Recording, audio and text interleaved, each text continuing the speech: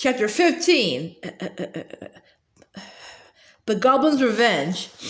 Early next morning, before the other two were awake, Harry left the tent to search the woods around them for the oldest, most gnarled, and resilient-looking tree he could find. There in its shadow, he buried Mad-Eye Moody's eye and marked the spot by gouging a small cross in the bark with his wand. It was not much, but Harry felt that Mad-Eye would have much preferred this to be stuck on Dolores Umbridge's door. Then he returned to the tent to wait for the others to wake and discuss what they were going to do next. Harry and Hermione felt that it was best not to stay anywhere too long, and Ron agreed, with the sole proviso that their next move took them within reach of a bacon sandwich. Hermione therefore removed the enchantments she had placed around the clearing, while Harry and Ron obliterated all the marks and impressions on the ground that might show they had camped there. Then they disapparated to the outskirts of a small market town. Once they had pitched the tent in the shelter of a small copse of trees and surrounded it with freshly cast defensive enchantments, Harry ventured out under the invisibility cloak to find sustenance. This, however, did not go as planned. He had barely entered the town when an unnatural chill, a descending mist, and a sudden darkening of the skies made him freeze where he stood. You can make a brilliant Patronus, protested Ron, when Harry arrived back at the tent empty-handed, out of breath, and mouthing the single word, Dementors. I couldn't make one, he panted, clutching his stitch in his side. Wouldn't come. Their expressions of consternation and disappointment made Harry feel ashamed. It had been a nightmarish experience, seeing the Dementors gliding out of the mist in the distance and realizing, as a paralyzing cold choked his lungs and a distant screaming filled his ears, that he was not going to be able to protect himself. It had taken all Harry's willpower to uproot himself from the spot and run, leaving the eyeless Dementors to glide amongst the Muggles who might not be able to see them, but would assuredly feel the despair they cast wherever they went. So we still haven't got any food. Shut up, Ron, snapped Hermione. Harry, what happened? Why do you think you couldn't make your Patronus?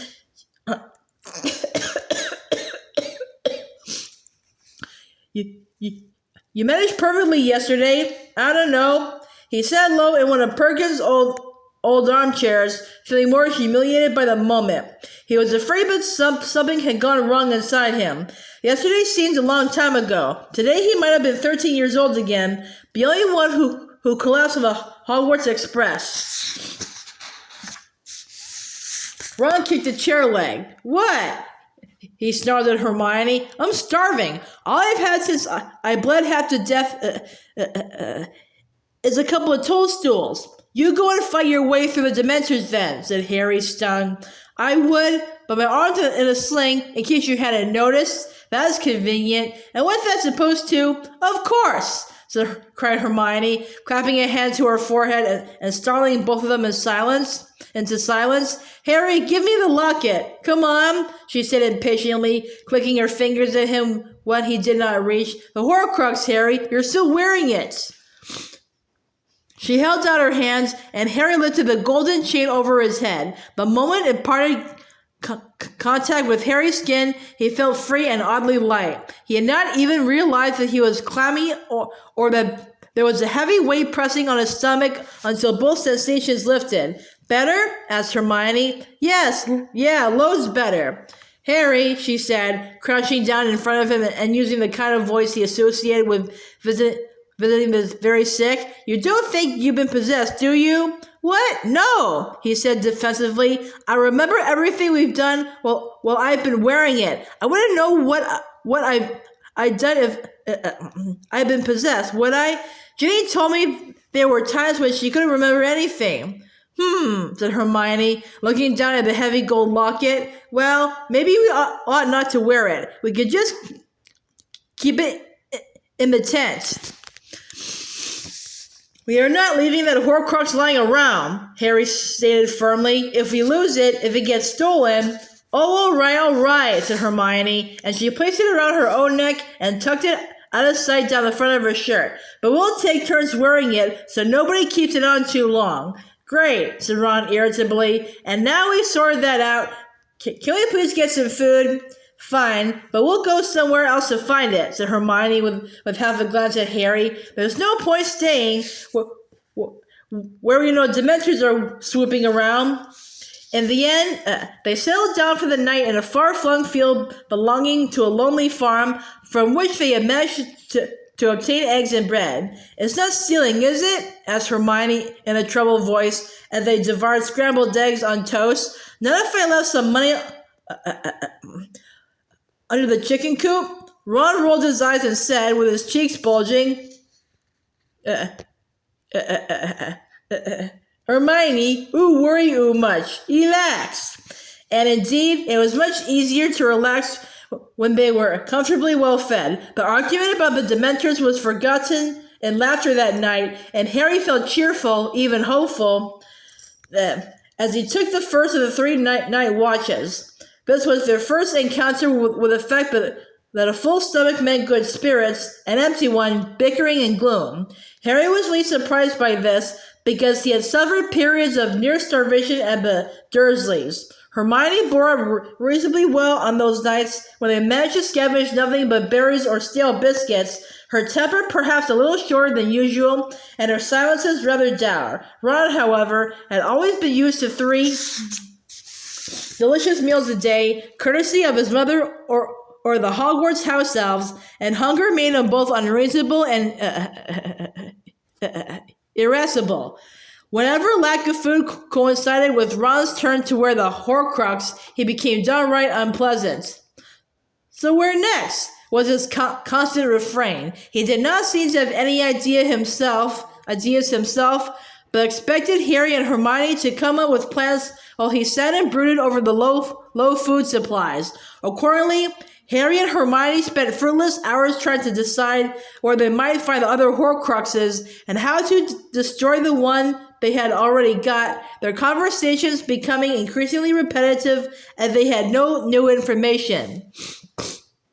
As Dumbledore had told Harry that he believed Voldemort had hidden the Horcruxes in places important to him, they kept reciting, in a sort of dreary litany, those locations they knew that Voldemort had lived or visited. The orphanage where he had been born and raised, Hogwarts, where he had been educated, Borgin and Burke's, where he had worked after completing school, then Albania, where he had spent his years of exile. These formed the basis of their speculations. Yeah, let's go to Albania. Shouldn't take more than an afternoon to search an entire country, said Ron sarcastically. There can't be anything there. He'd already made 5 of his Horcruxes before he went into exile, and Dumbledore was searching the snake in the 6th, said Hermione. We know the snake's not in Albania. It's usually with Didn't I ask you to stop saying that? Fine. The snake is usually with you-know-who. Happy? Not particularly. I can't see him hiding anything at Borgin and Burke, said Harry, who had made this point many times before, but said it again simply to break the nasty silence. Borgin and Burke were experts at dark objects. They would have recognized a Horcrux straight away.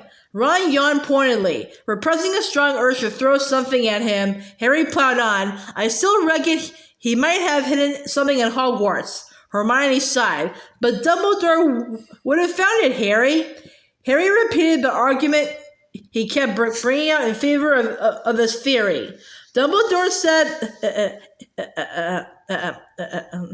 in front of me that he never assumes he knew all of Hogwarts' secrets. I'm telling you, if there was one place full... Oi! You know who then? Harry shouted, goaded past endurance. If there was one place that was really important to you-know-who, it was Hogwarts.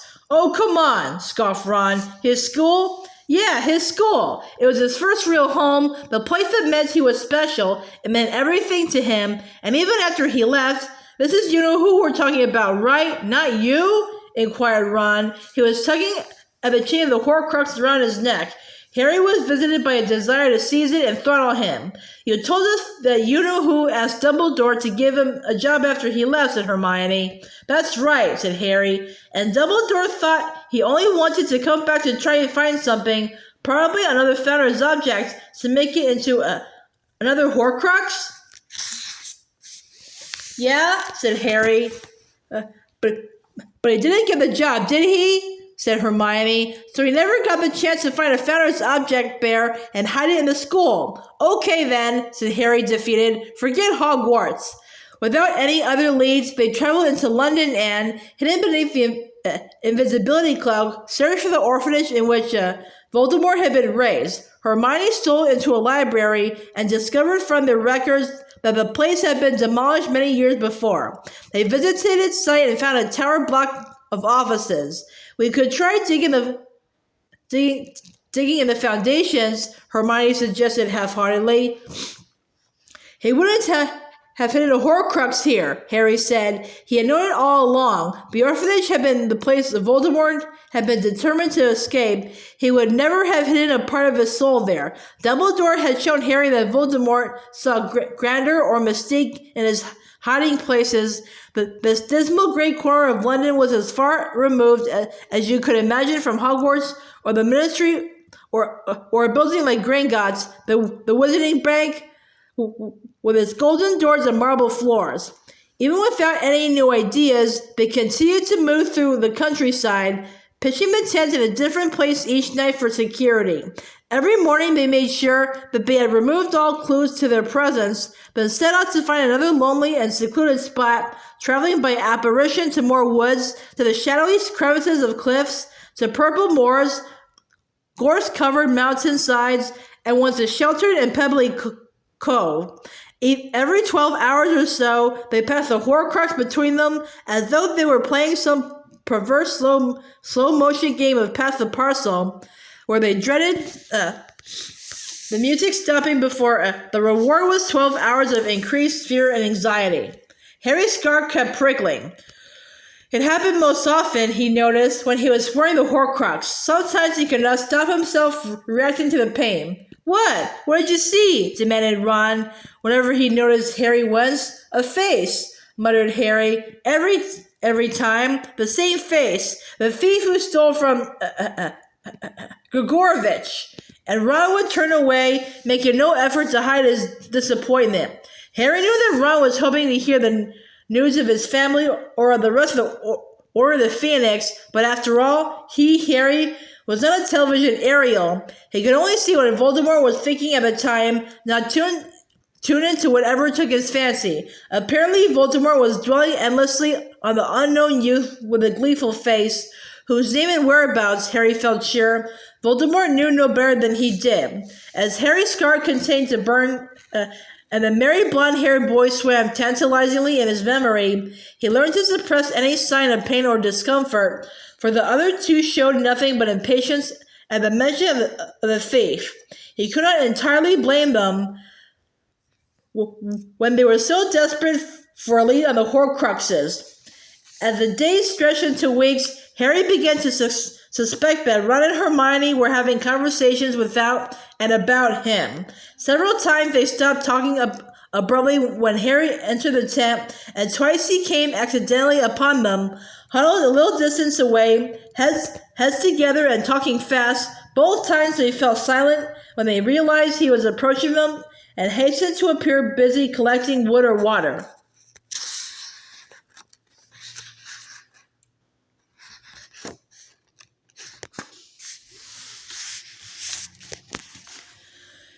Harry could not help wondering whether they had only agreed to come on what now felt like a pointless and rambling journey because they thought he had some secret plan that they would learn in due course. Ron was making no effort to hide his bad mood, and Harry was starting to fear that Hermione too was disappointed by his poor leadership.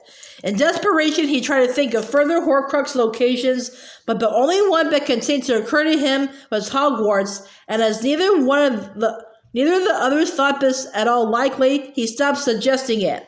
Autumn rolled over the countryside as they moved through it. They were now pitching the tent on mulches of fallen leaves. Natural mist joined those cast by by the Dementors, wind and rain added to their troubles. The fact that Hermione was getting better at identifying edible fungi could not altogether compensate for their continuing isolation. The lack of other people's company or their total ignorance of what was going on in the war against Voldemort.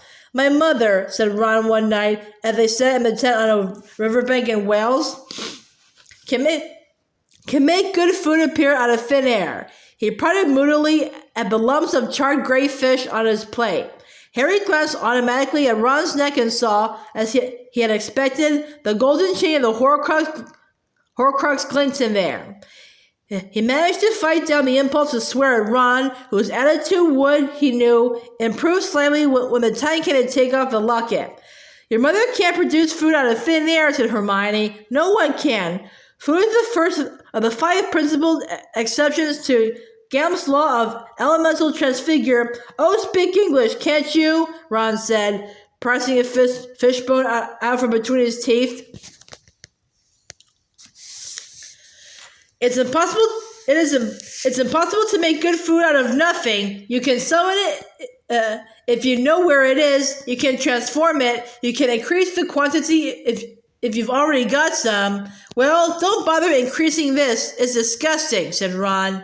Harry caught the fish, and I did my best with it. I notice I'm always the one who ends up sorting out the food because I'm a girl, I suppose. "No, it's because you're supposed to be the best at magic," shot back Ron. Hermione jumped up and bits of roast pike slid off her tin plate onto the floor. "You can do the cooking tomorrow, Ron. You can find the ingredients and try and charm them into something worth eating, and I'll sit here and pull faces and moan, and you can see how you—" "Shut up," said Harry, leaping to his feet and holding up both hands. "Shut up now." Hermione looked outraged. "How can you side with him? He hardly ever does the cook." "Hermione, be quiet. I can hear someone." He was listening hard, his hands still raised, warning them not to talk. Then, over the rushing gush of the dark river beside them, he heard voices again. He looked around at the sneakoscope. It was not moving. "You cast the Muffliato charm over us, right?" he whispered to Hermione. "I did everything," she whispered back. "Muffliato, Muggle repelling, and disillusionment charms, all of it. They shouldn't be able to hear or see us, whoever they are." Heavy scuffing and scraping noises, plus the sound of dislodged stones and twigs, told them that several people were clambering down the steep wooded slope that descended to the narrow bank where they had pitched the tent. They drew their wands, waiting. The enchantments they had cast around themselves ought to be sufficient in the near total darkness to shield them from the notice of muggles and normal witches and wizards. If these were Death Eaters, then perhaps their defenses were about to be tested by dark magic for the first time. The voices became louder but no more intelligible as the group of men reached the bank. Harry estimated that their owners were fewer than 20 feet away, but the cascading river made it impossible to tell for sure. Hermione snatched up a beaded bag and started to rummage. After a moment, she drew out 3 extendable ears and threw one each to Harry and Ron, who hastily inserted the ends of the flesh-colored strings into their ears and fed the other ends out of the tent entrance. Within seconds, Harry heard a weary male voice. "There ought to be a few salmon in here, do you reckon it's too early in the season? I'll steal salmon." There were several distinct splashes and then the slapping sounds of fish against flesh. Somebody grunted appreciatively. Harry pressed the extendable ear deeper into his own. Over the murmur of the river he could make out more voices, but they were not speaking English or any human language he had ever heard. It was a rough and melodious tongue, a string of rattling, guttural noises, and there seemed to be 2 speakers, one with a slightly lower, slower voice than the other. A fire danced into life on the other side of the canvas. Large shadows passed between tent and flames. The delicious smell of baking salmon wafted tantalizingly in their direction. Then came the clinking of cutlery and plates, and the first man spoke again. "Here, Gribhook, Gornuck." "Goblins!" Hermione mouthed at Harry, who nodded. Thank you, said the goblins together in English. So you three have been on the run how long? Asked a new mellow and pleasant voice. It was vaguely familiar to Harry, who pictured a round-bellied, cheerful-faced man. 6 weeks, 7, I forget, said the tired man. Met up with Griphook in the first couple of days and joined forces with Gornock not long after. Nice to have a bit of company. There was a pause, while nice scraped plates and tin mugs were picked up and replaced on the ground. What made you leave, Ted? Continued the man. Knew they were coming for me, replied mellow-voiced Ted, and Harry suddenly knew who he was. Talked to his father. Her Death Eaters were in the area last week and decided I better run for it. Refused to register as a Muggle-born or on principle, see, so I knew it was a matter of time, knew I'd have to leave in the end. My wife should be okay, she's pureblood. And then I met Dean here, a few days ago, son?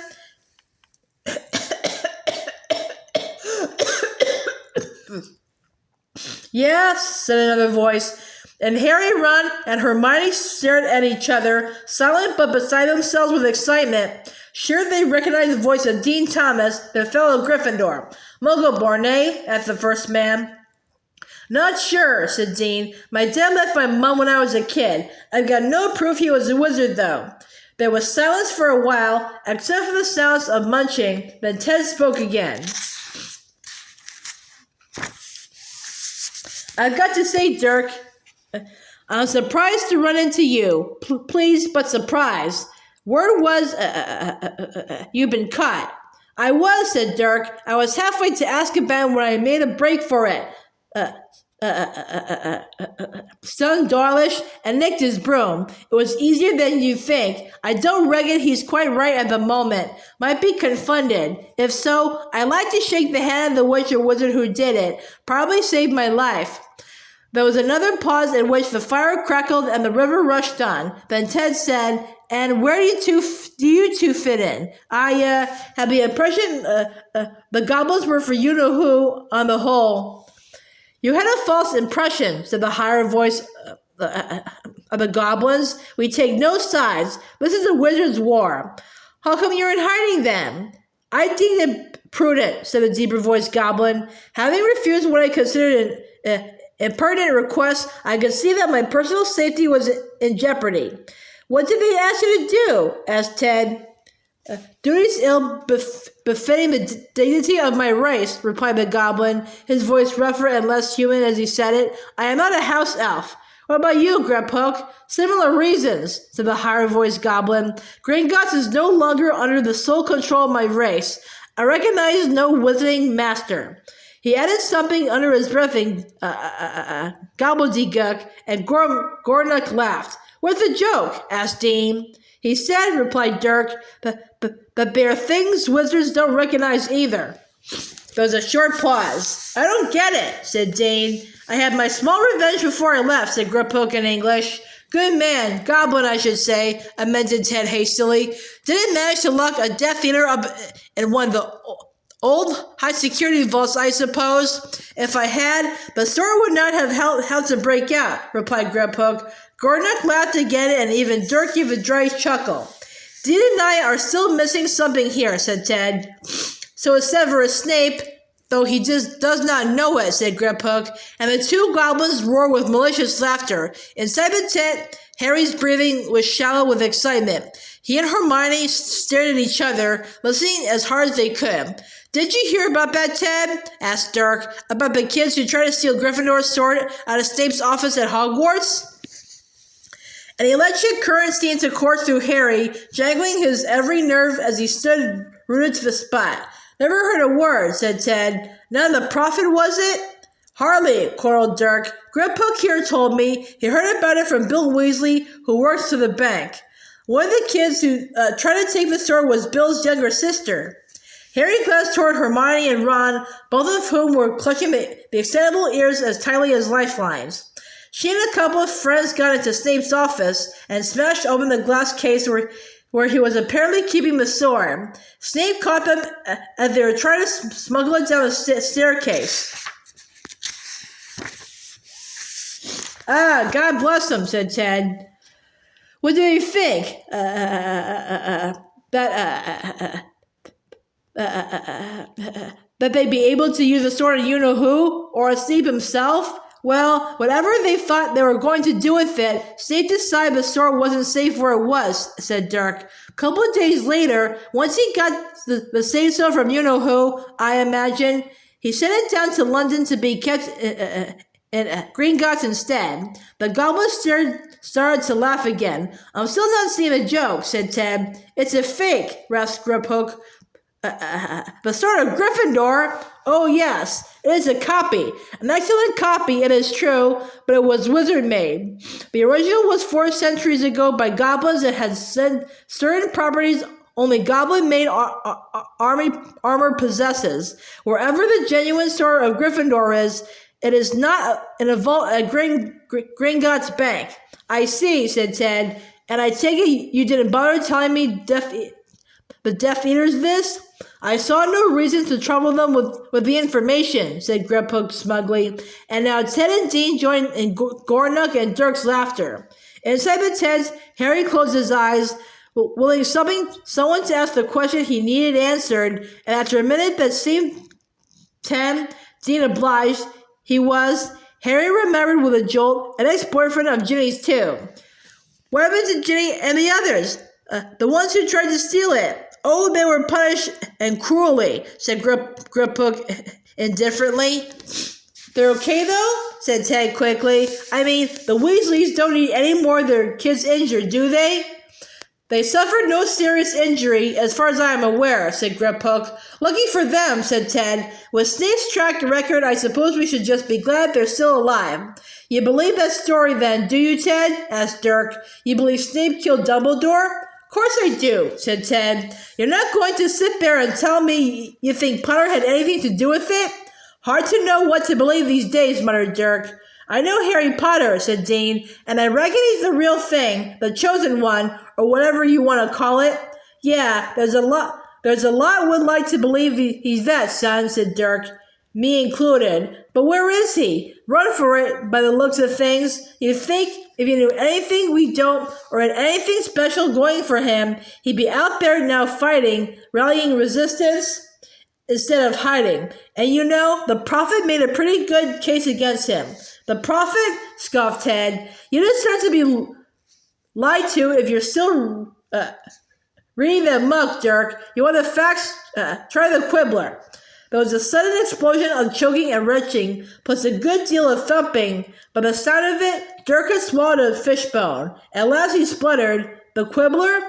The lunatic rag of Zeno Lovegoods? It's not so lunatic these days," said Ted. "You want to give it a look. Zeno is printing all the stuff the Prophet's ignoring, not a single mention of Crumplehorn Snorkax in the last issue. How long they'll let him get away with it, mine, I don't know."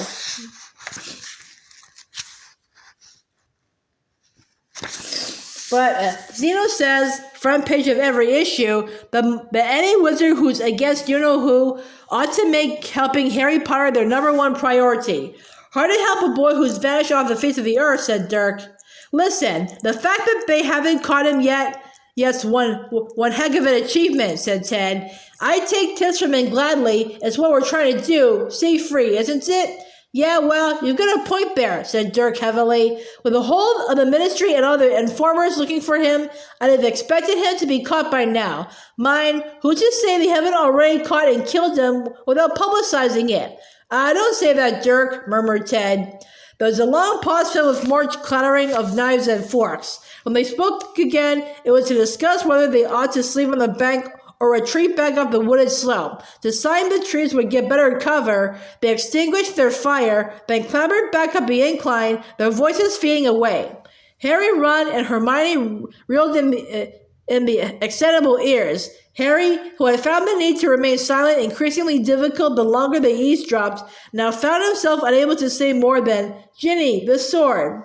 "I know," said Hermione. She lunged for the tiny beaded bag, this time sinking her arm in it, right up to the armpit. "Here we are, she said between gritted teeth, and she pulled at something that was evidently in the depth of the bag. Slowly the edge of an ornate picture frame came into sight. Harry hurried to help her.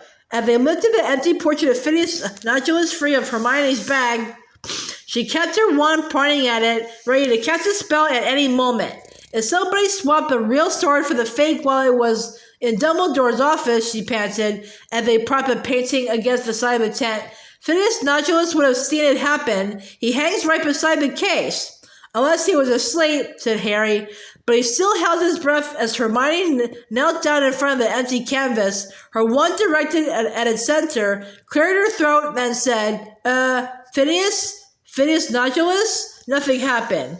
Phineas Nodulus, said Hermione again. Professor Black, please can we talk to you? Please? Please always help, said a cold snide voice, and Phineas Nodulus slid into his portrait. At once, Hermione cried, Obscuro! A black blindfold appeared over Phineas Nodulus's clever, dark eyes, causing him to bump into the frame and shriek with pain. What? How dare? What are you? I'm very sorry, Professor Black, said Hermione, but it's a necessary precaution. Remove this foul addition at once. Remove it, I say. You are ruining a great work of art. Where am I? What is going on? Never mind where we are, said Harry, and Phineas Nodulus froze, abandoning his attempts to peel off the painted blindfold. Can that possibly be the voice of the elusive Mr. Potter? Maybe, said Harry, knowing that this would keep Phineas Nodulus's interest. We've got a couple of questions to ask you about the sort of Gryffindor. Ah, said Phineas Nodulus, now turning his head this way and that in an effort to catch sight of Harry. Yes, that silly girl acted most unwisely there. Shut up about my sister, said Ron roughly. Phineas Nodulus raised supercilious eyebrows. Who else is here? He asked, turning his head from side to side. Your tone displeases me. The girl and her friends were foolhardy in the extreme, thieving from the headmaster. They weren't thieving, said Harry. That sword isn't Snape's. It belongs to Professor Snape's school, said Phineas Nodulus. Exactly what claim did the Weasley girl have upon it? She deserved her punishment, as did the idiot Longbottom and the Lovegood oddity. Neville is not an idiot, and Luna is not an oddity, said Hermione. Where am I? Repeated Phineas Nodulus, starting to wrestle with the blindfold again. Where have you brought me? Why have you removed me from the house of my forebears? Never mind that. How does Snape punish Ginny, Neville, and Luna? Asked Harry urgently. Professor Snape sent them into the Forbidden Forest to do some work for the oaf, Hagrid. Hagrid's not an oaf, said Hermione shrilly.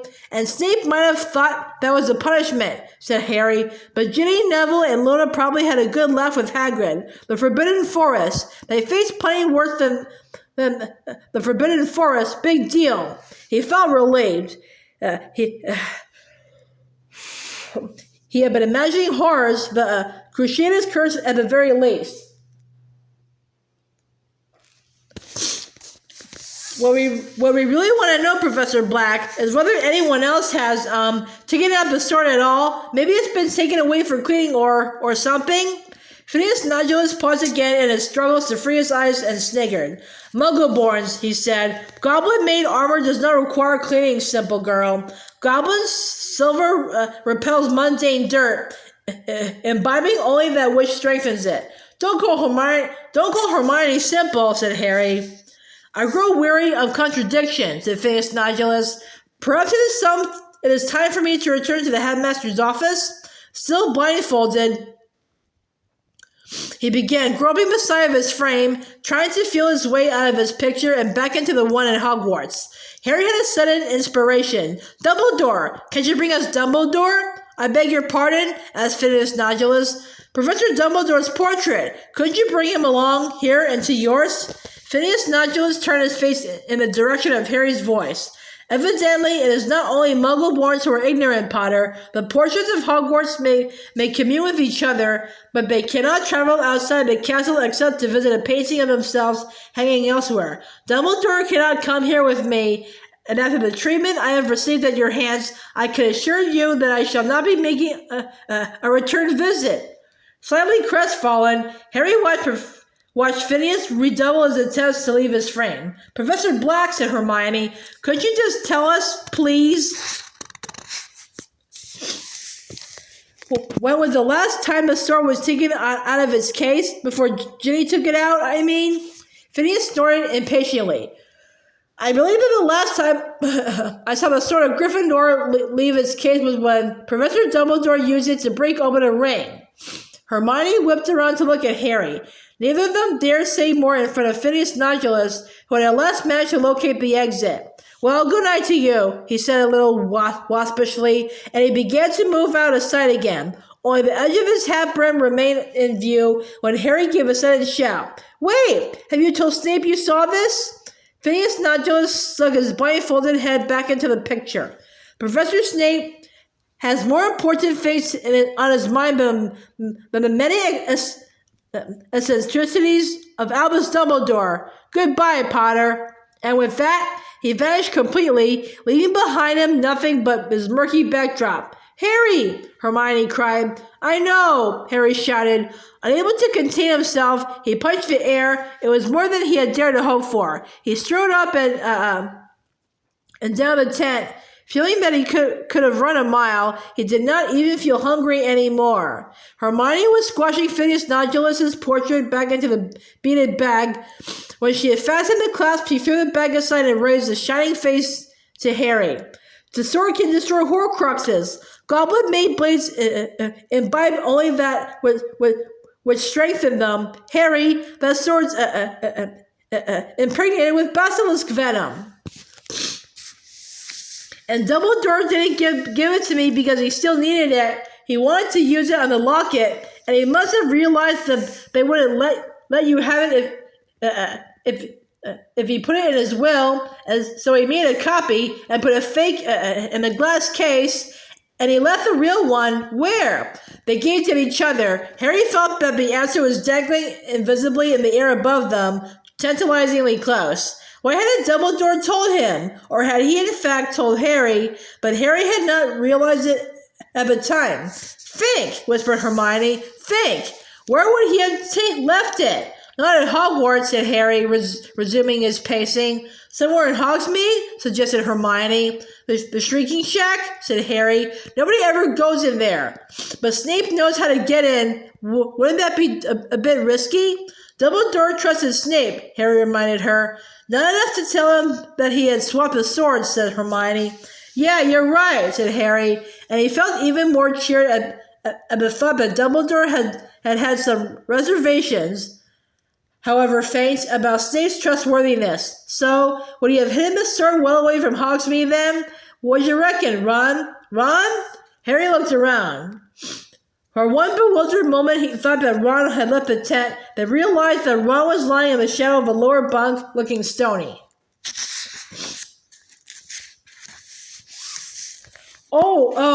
Oh, remembered me, have you? He said. What? Ron snorted as he stared up at the underside of the upper bunk. You two carry on. Don't let me spoil your fun. Perplexed, Harry looked to Hermione for help, but she shook her head, apparently as nonplussed as he was. What's the problem? Asked Harry. Problem? There's no problem, said Ron, still refusing to look at Harry. Not according to you, anyway. There were several plunks in the canvas over their heads, and it started to rain. Well, you've obviously got a problem, said Harry. Spit it out, will you? Ron swung his long legs off the bed and sat up. He looked mean, unlike himself. All right, I'll spit it out. Don't expect me to skip up and down the tent because there's some other darn thing we've got to find. Just add to the list of stuff you don't know. I don't know, repeated Harry. I don't know. Plunk, plunk, plunk. The rain was falling harder and heavier and pattered on the leaf-strewn bank all around them and into the river, chattering through the dark. Dread doused Harry's jubilation. Ron was saying exactly what he had suspected and feared him to be thinking. It's not like I'm not having the time of my life here, said Ron.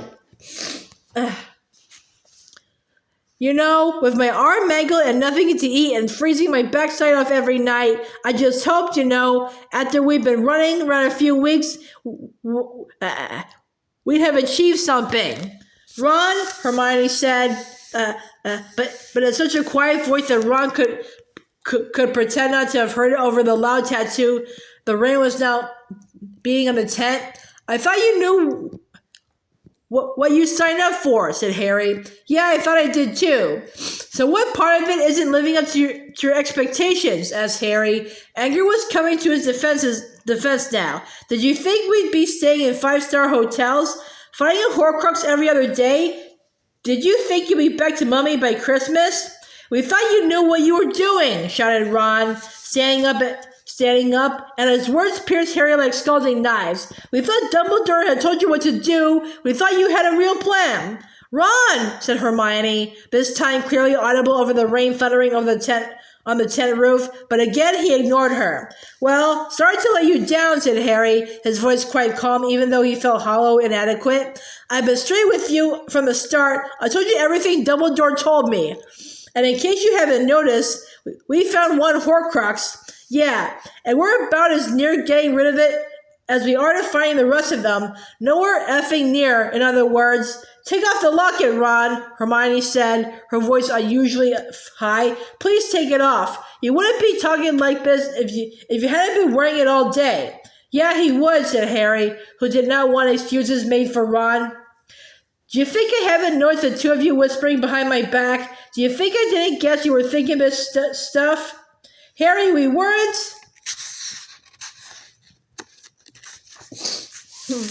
Don't lie, Ron hurled at her. You said it too. You said you were disappointed. You said you thought he had a bit more to go on then.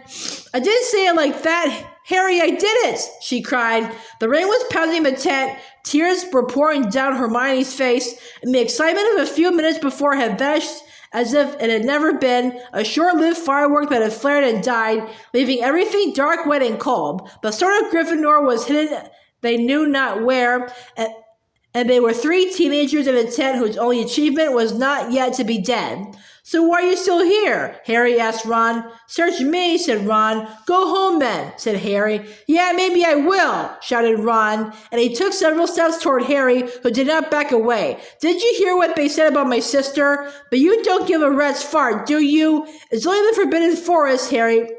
I face worse. Potter doesn't care what happens to her in here. Well, I do, all right. Giant spiders and mental stuff.